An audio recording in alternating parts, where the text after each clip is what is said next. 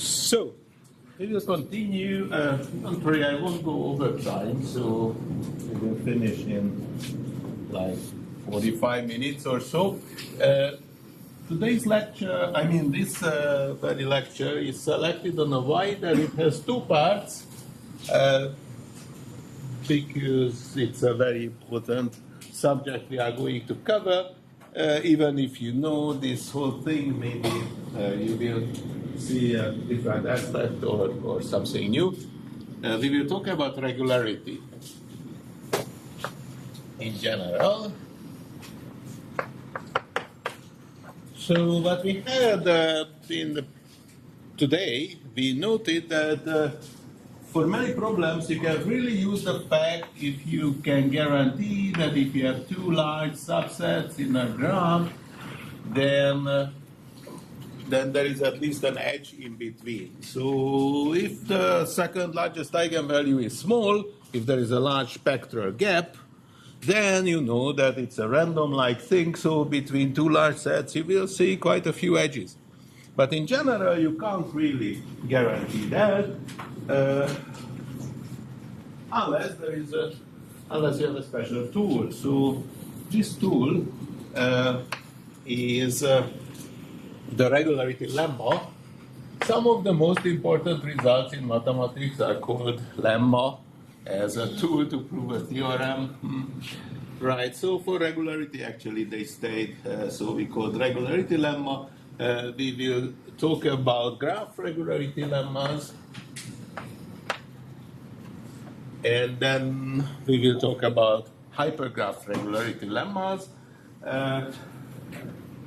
which will give us a tool to substitute, well, even if your graph is not a random-like graph, we will partition it into random-like parts as much as we can, and that's regularity. So this whole business began with the work of Semeridi.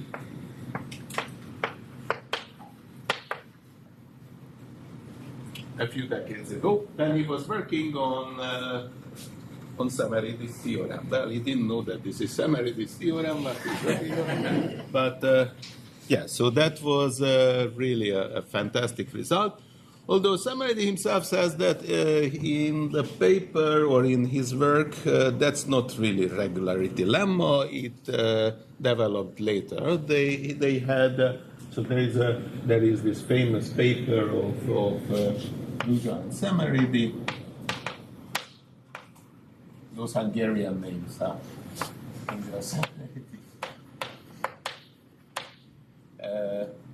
I don't know exactly the date, but this was a work about using regularity for proving Root's theorem on three-term arithmetic progressions. But actually this paper had the title, the subject of the proof is to prove the so-called 6-3 theorem. We will see what is that in a minute or soon, which also implies Roth theorem that every dense subset of integers has at least three-term arithmetic progressions. Now, what is it? So what's going on? First, we need some notation. We say for a bipartite graph, it's really not necessary, but for the sake of simplicity, as always, let us suppose that the two sets are equal, vertex sets are equal, so we have n vertices here and n vertices here. The power of such regularity lemmas in most of the cases comes when your graph is dense. So it's really when the number of edges is some c times n squared or something like that. When the number of vertices is n and you have a dense graph. And so let us suppose that this is the case here. But anyways, we say that this bipartite graph, A, B, G, A, B, so this is the bipartite graph between A and B, is epsilon regular For the sake of simplicity, I'm going to use just one parameter, epsilon, but it will appear in two different contexts. We will see. Sometimes you will want to separate if you work on things. So whenever I choose a large, and this means at least epsilon times n-sized subset. So here is an A prime and here is a B prime. So A prime is a subset of A and B prime is a subset of B, which are large enough in a sense that A prime cardinality is at least epsilon times n. Remember, n is the size of the set itself, and the same is true for B prime. So if you choose two sets which are large enough, well, epsilon will be a small number, but it's still a constant. Epsilon times n. That implies, and this is slightly similar to what we had before, that the number of edges between A prime and B prime. So the number of edges inside here minus the number of edges what you would expect because of the edge density. Okay, let's divide it already with size of that. So the density of this graph minus the density of the whole graph, so that's the number of edges,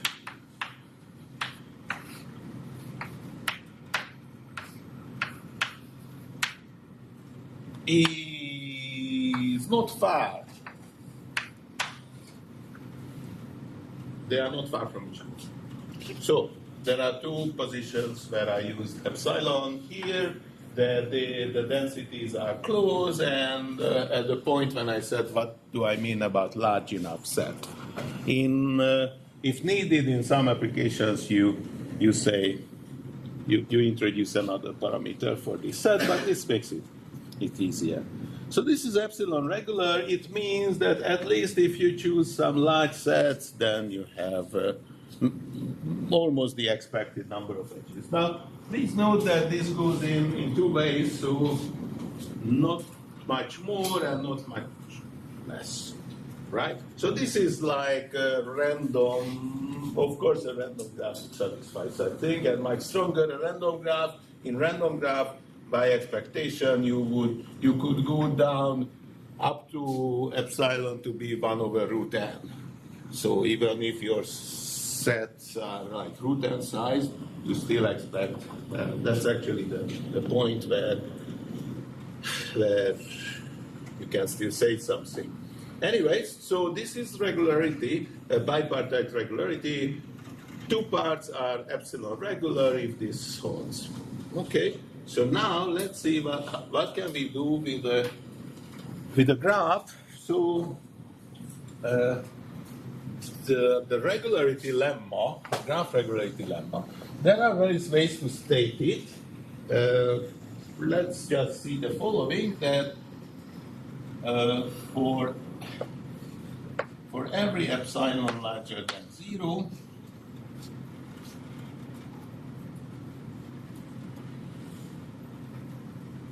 there exists a partitioning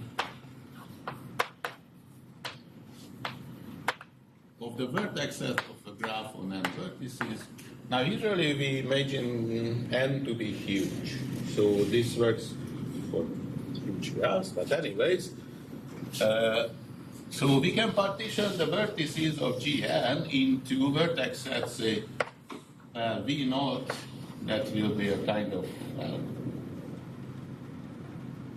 as I said, there are many ways to say it. Let's say a V0, V1, up to Vm, where the cardinalities of V1, V2, Vm is about the same, I say equal, because we have this buffer. This is a small set. V0 will be part of the error term, so this is small. I just write this.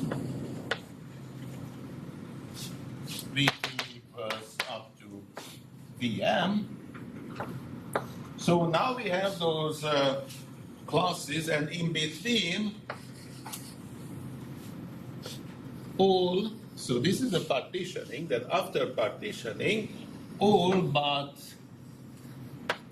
epsilon times m squared pairs VI, Vj, like it is Vi, it is Vj. For most of the pairs, what you have here, this bipartite graph is epsilon regular. Pairs, G, Vi, Vj as a bipartite graph, so you ignore the edges inside, it's just as a bipartite graph, but that's the only definition that we have. So, but I'm going to, okay, I'm not going to write there anything because you won't see, but from here to continue. So almost all the pairs, there are M choose 2 pairs, almost all of them epsilon regular. Now I even use epsilon in 3 positions, but still it works. I just don't want to introduce new parameters. It won't really change anything significant. So what happened here? We said that, okay, any graph can be partitioned like this. Now please note that this statement still holds if there are no edges or sparse graphs, but then it won't really control anything. Yes? So if, yeah, or not much, right? So maybe some pairs are, by definition, are epsilon regular, but there are a few edges only. That's not very useful. But first observation, if M is large enough, then most of the edges are between classes. So you have some edges inside, right? And you have some edges between pairs which are not regular. But if epsilon is small enough and your graph was dense, so let's just note it here. So if the number of edges in Gn was something like c times n squared, so c now is a constant and it's large, then by choosing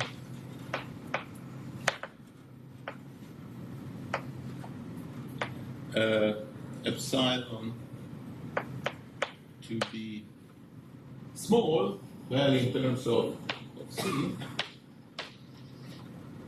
most of the edges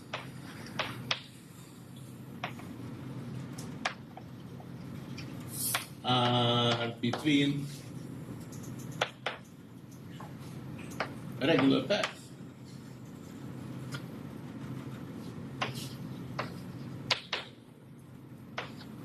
And in fact, that's very useful to have a reduced graph, or it has various names. So G prime n subgraph of Gn, where you erase all the edges. So here, erase edges in non-regular pairs,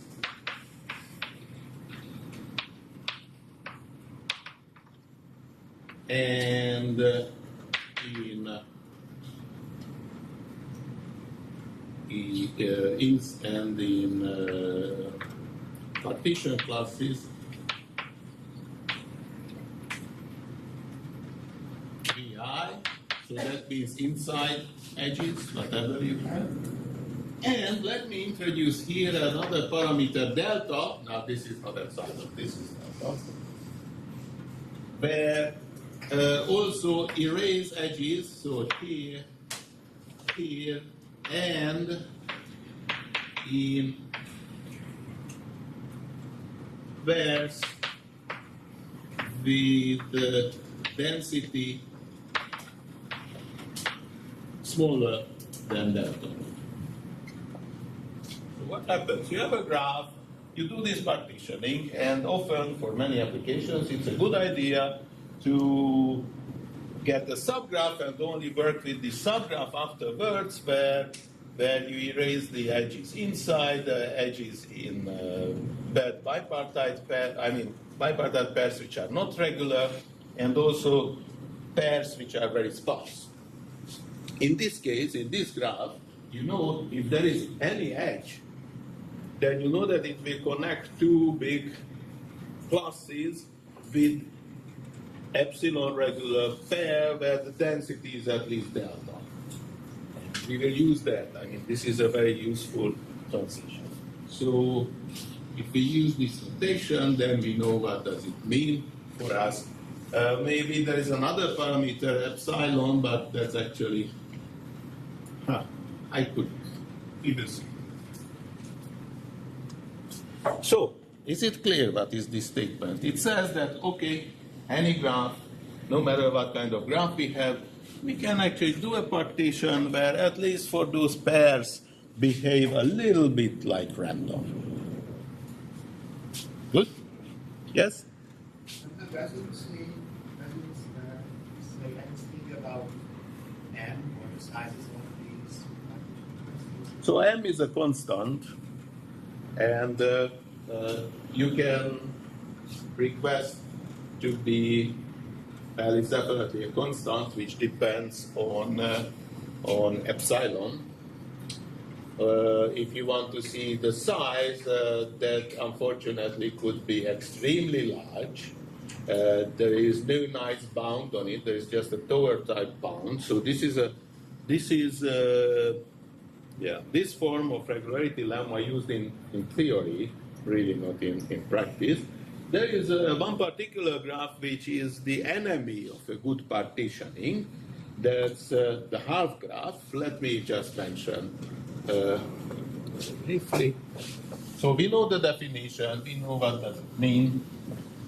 And Tim Gowers noted already, so if you see the proof, which I don't think we will see, but it's not very complicated. You can introduce a measure for every pair, or for your graph. How far is it from being regular? If it's not regular, then you will find large pairs with large discrepancy, and you will use this to refine your partitioning. And you just continue.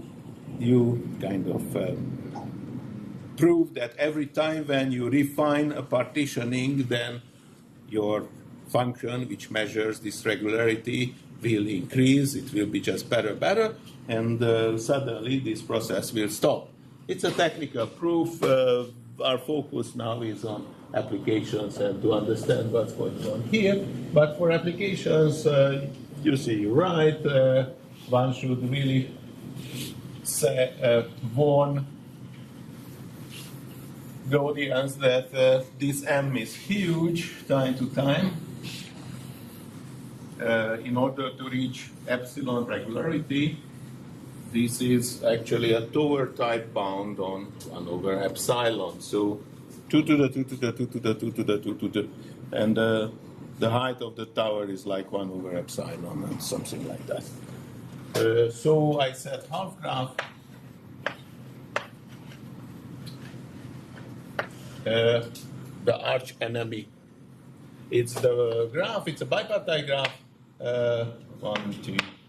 So you have the n vertices up and also down here, 1, 2.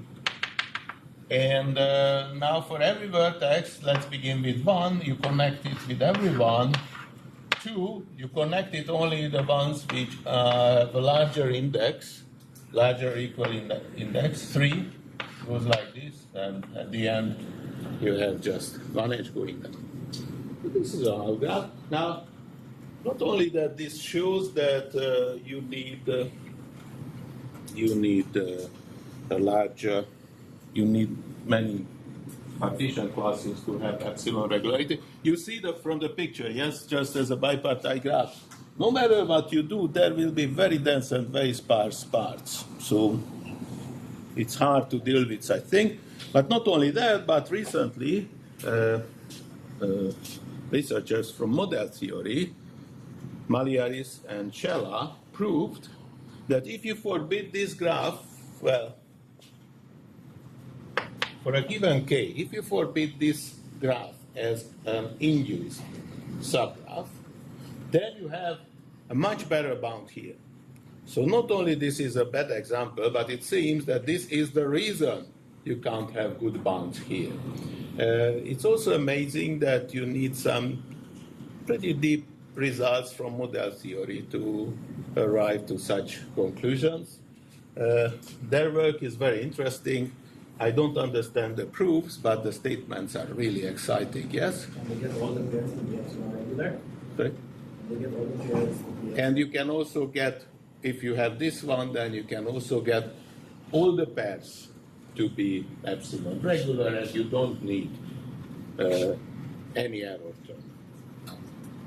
Fantastic. Yeah, very good. Unfortunately, sorry?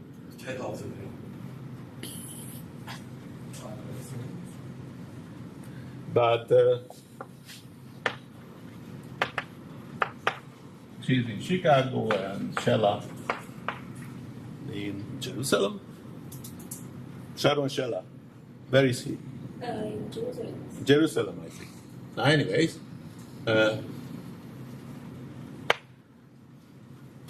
and the title is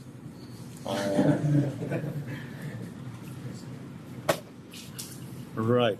So actually, the main result. So it's a kind of byproduct. They proved a fantastic result about cardinalities. If you ever dealt with problems in logic, there was a conjecture that certain cardinalities are distinct, and it turns out that they are the same. Or the other way around, I think. Anyway, so half graph, yep, and thank you for the remark. From here, if you do a Google search, I'm sure that you will find, and you add the half graph word, so keywords in Google. Yeah. Right. Where were we? Oh, here. So this is the statement. Now let's see a theorem, and let's see how to prove it. Okay. And then let's see how this result implies root theorem. So how to connect such abstract things to numbers. Right. So theorem, which is just another case of this Ruzsa-Szemerédi.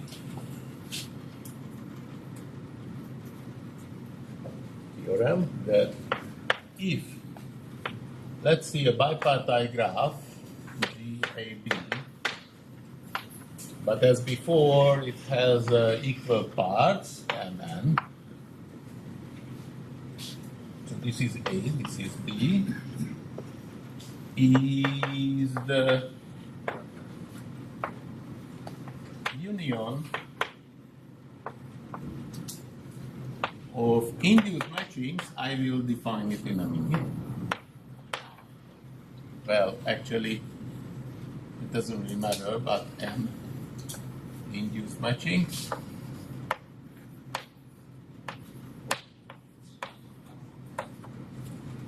So N induced matchings, then it is sparse. What's happening? So induced matching, that means that in this graph, a matching, well, it's a matching. I don't know what the edge is, but in this graph,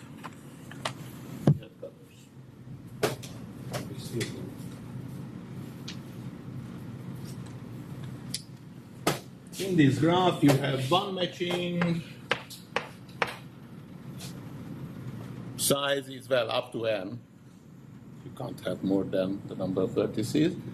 And this is an induced matching, this matching, if there is no other edge in this bipartite graph which connects two vertices. So if you had another edge like this, then in this graph, the white matching is not an induced matching. So induced matching means that there is no edge between. Yeah, anyways. So now I have n induced matching and it's sparse. What does it mean? That the number of edges is little o n squared. So I'm using this notation little o n squared. That means that if you see this function, the number of edges, the maximum number of edges, and you divide it by n squared, then this goes to 0. So it's something like I don't know, for example, such function is n squared over log n. That's little o n squared. In this case, unfortunately, I can't really say that. In this case, I stay with little o n, the little o notation will work here. It's not known what is the right magnitude here. By Behrens construction, if you know number theory a bit, you can see that you can't expect 2 minus c. So it's close to quadratic. Right. So let's prove this theorem. But before we prove it, because it seems very artificial as it is, let's see how this theorem implies Rhodes theorem. Okay, that if you have a dense subset of the integers, then you will find three-term arithmetic progression. So let's see, I define 3 layers, but only the second one will be the bipartite graph I'm interested about. So AB, but there is a kind of 0 set here. And the vertices are the numbers from 1 to n. Or wherever your set lives, we want to show. What we want to show is that for every c larger than 0, there exists a threshold and not which depends on c only, such that if a set S is a subset of the first n integers, where n is larger or equal than this threshold or not, and the density of S is larger or equal than C times n, then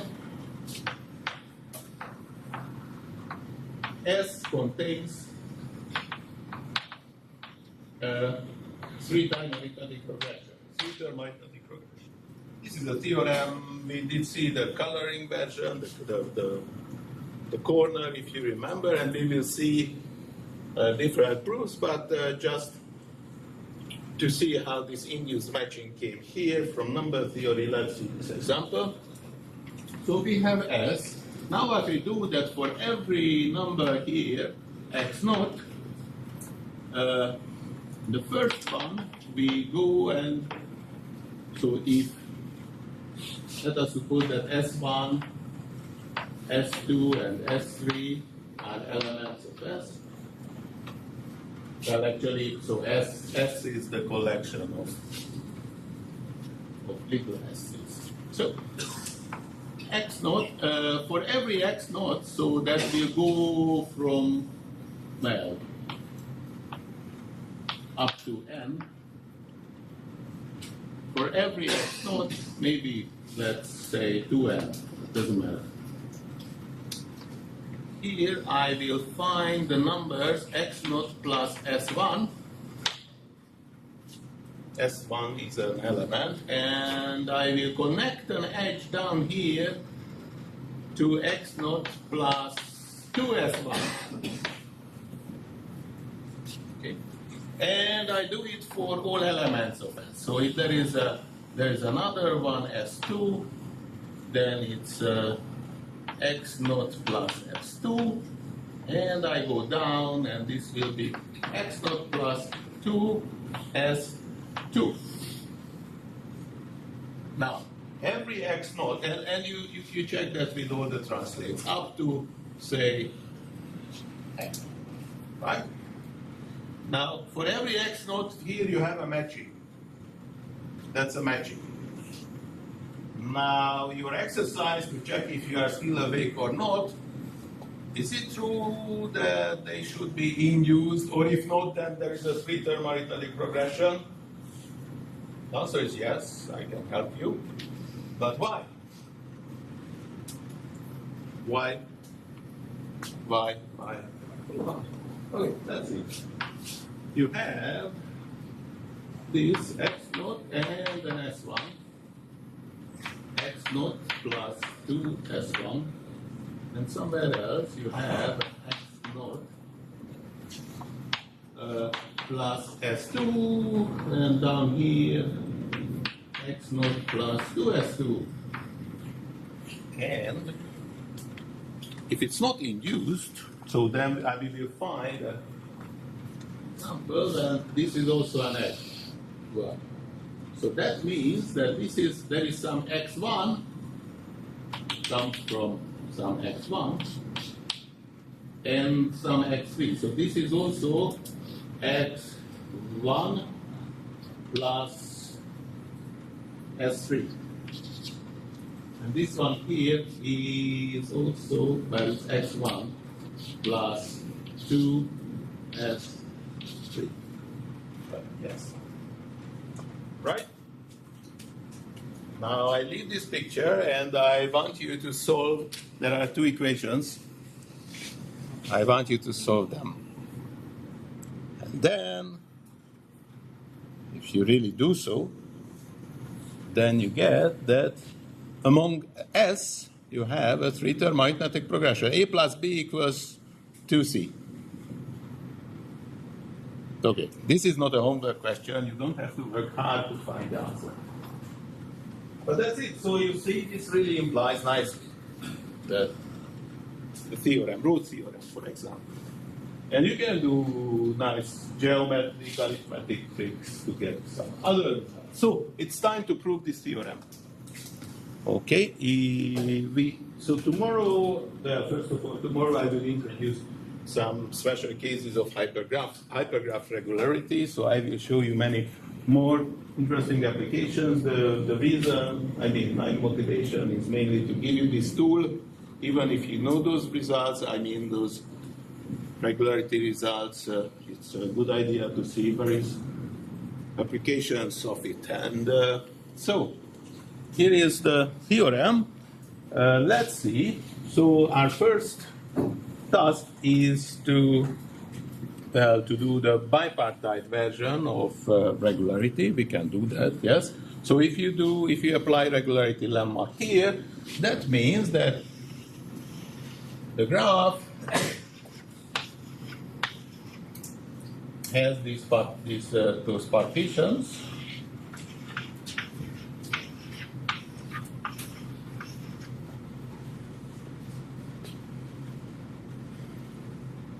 You can see that those partitions are disjoint, so there is no partition which has a large part here and there, because that would definitely violate the...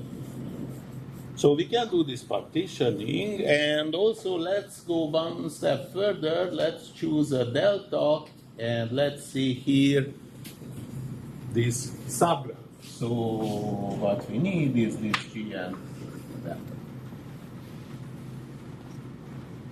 So there are n chains. Let us suppose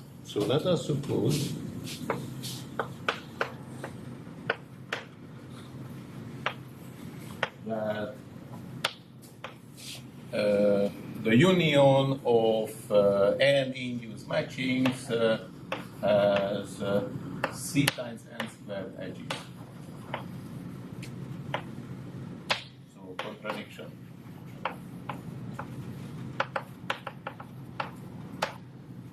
So for one C, for a given C. Okay.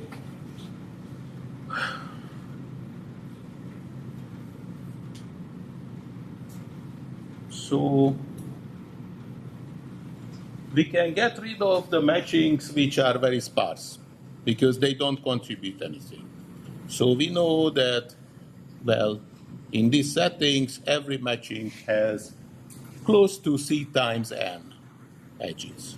We can throw away the smaller ones, or Cn half, or Cn over 10. So every matching,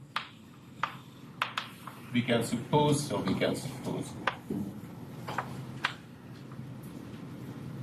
that every matching has at least C times N over 10 edges. It's not a big, if you want 100, doesn't matter. So we just assume that every matching, it still has, so the statement then with the C prime still holds. So there is no restriction here.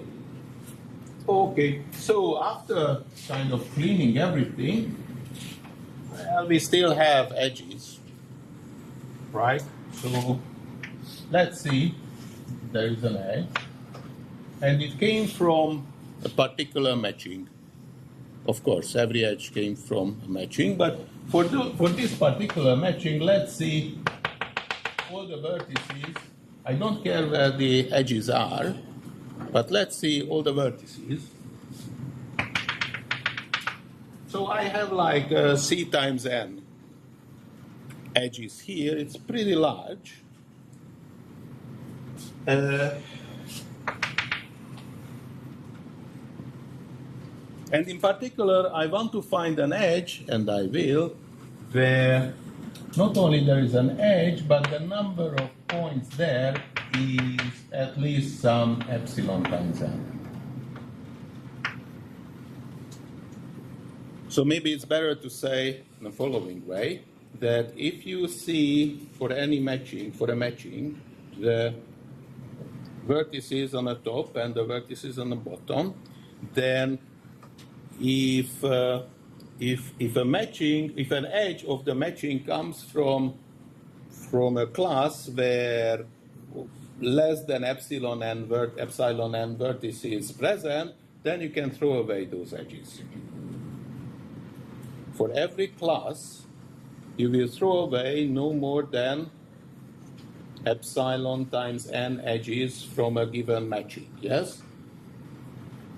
So you still have edges left because m is a constant, and you threw away m times epsilon times n, not more than m times epsilon times n edges, right? So there is an edge where not only between two classes where the same partition, the same matching on the top has at least epsilon times n vertices and epsilon times n vertices. The edges go everywhere. I'm not saying that there are many more edges. Yes. But then, here, I have to have many more edges. Not only this. So I can have, without contradiction, I can have the edges of this matching if it's suddenly or accidentally really all the edges leave in between. But I know that the number of edges that I have between is some delta times some C star times n squared. Right? Because between two large parts, if the number of edges in the large graph was Cn squared, then no matter how I choose, if there is an edge, then there is a density, at least delta, and then the number of edges is quadratic.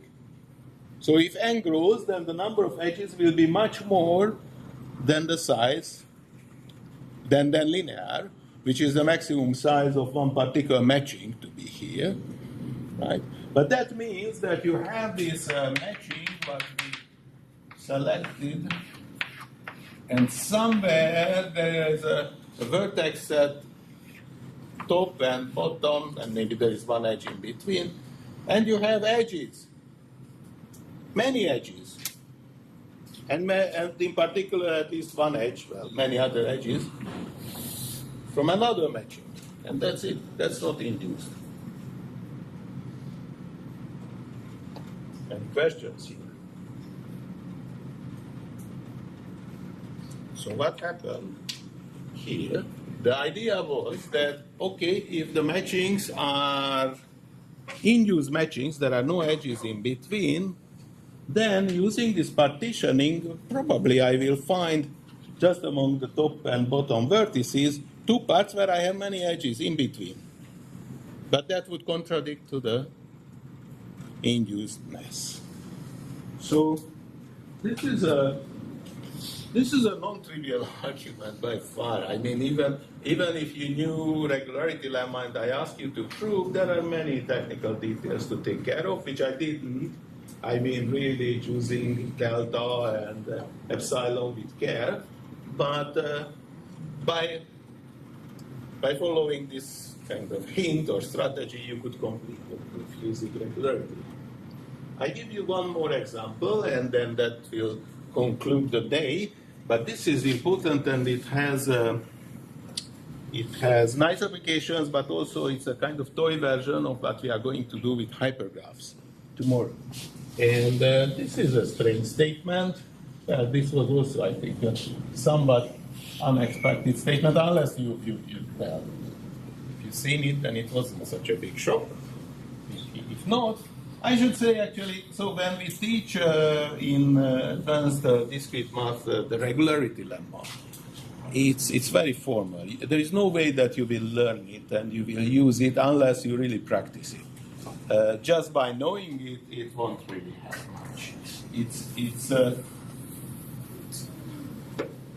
in a certain sense, this is one of the most advanced applications of Cauchy-Schwarz in combinatorics. Statement proof. So, if Gn, it's just a simple graph, is a graph where every edge is the edge of exactly one triangle, then it is sparse.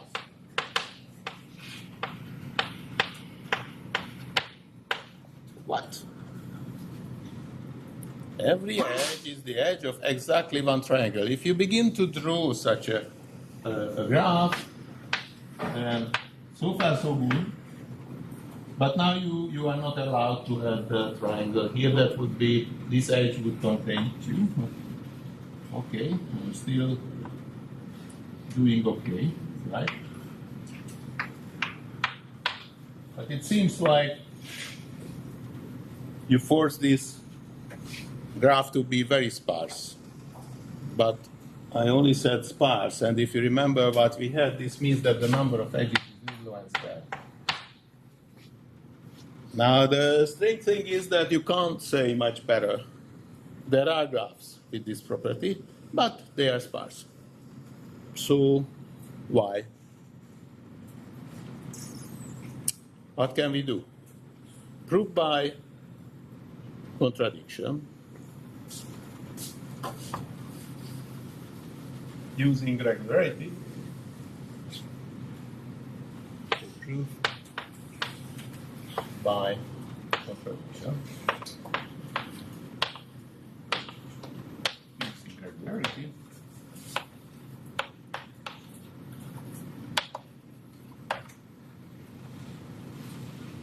So, there are those triangles, but in any case, let's do the following.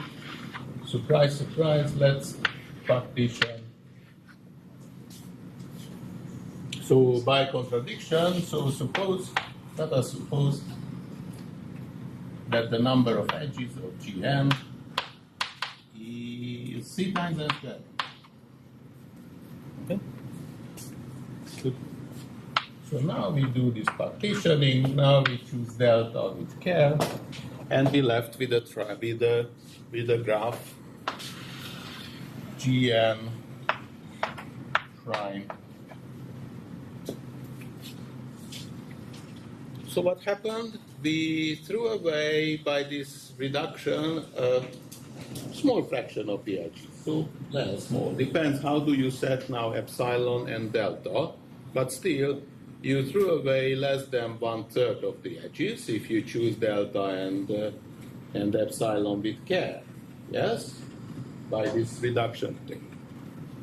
That means that there is still a triangle, because the triangles are edge disjoint. There is no edge which contains two triangles. So by removing an edge, you can kill no more than one triangle. So in your graph, you still have, in this reduced graph, you still have a triangle somewhere, say here. Having a triangle means that this is a bipartite graph which is dense and epsilon regular, at least delta dense and epsilon regular. Here this is dense and at least, and same there. So you have this thing.